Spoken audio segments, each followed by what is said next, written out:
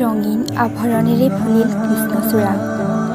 কৃষ্ণচূড়াৰ ৰঙাৰে কইনাজনীৰ দৰেই হৈ পৰিল বসুন্ধৰা। নকছাৰী মহাবিদ্যালয়ৰ নিভাঁজ আবেলি আৰু ৰাঙলী হৈ ফুলি থকা এই কৃষ্ণচূড়া। শুশুৱাই বলি থকা বতাহজাকত তাইৰ অলকা কেইডালে বৰকৈ আমনি কৰিছিল। কি যে অদ্ভুত আৰু ভাল লগা ক্ষণ আছিল। দুটি ওঠৰ ফাকেৰে বৈ ৰোৱা হাঁহিৰ নিজৰাত এপলকৰ বাবে মোৰ হৃদপিণ্ড স্তব্ধ হৈ পৰিছিল। স্বপ্নালিছা শইকীয়া, কি সুন্দৰ নাম আৰু ৰূপ। তাইৰ ৰূপত যেন বতাহেও প্ৰেমত পৰিব খুজিছিল। মহাবিদ্যালয়ৰ কৃষ্ণচূড়াৰ তলতেই দেখা দেখি হৈছিল স্বপ্নালিছাৰ সৈতে। লাহে লাহে চিনাকি, তাৰ পাছত ক্লাছ নোহোৱাৰ পৰত নিতৌ বাৰ্তালাপ এই কৃষ্ণচূড়াৰ তলতেই।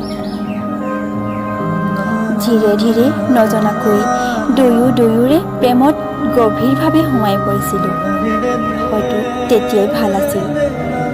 স্বপ্নালিছা শইকীয়া, কৃষ্ণচূড়া ফুলিলেচোন মনটো প্ৰায় বৰ্তমানৰ জেওৰা ভাঙি অতীতৰ তোমাৰ সৈতে কটোৱা কৃষ্ণচূড়াৰ আবেলিলৈ উৰা মাৰিব খোজে।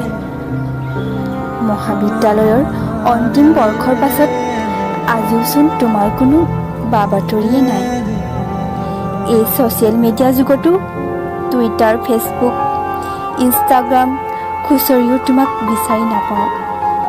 তথাপিও মোৰ হৃদয়ে দেখোন মানিবই নোখোজে তুমি নথকাৰ কথা।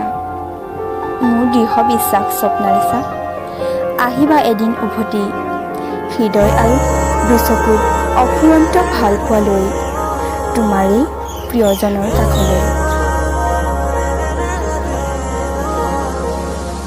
দূৰণিৰ পৰাই ৰদাগি চাওঁ তোমাক আজি, জানো চা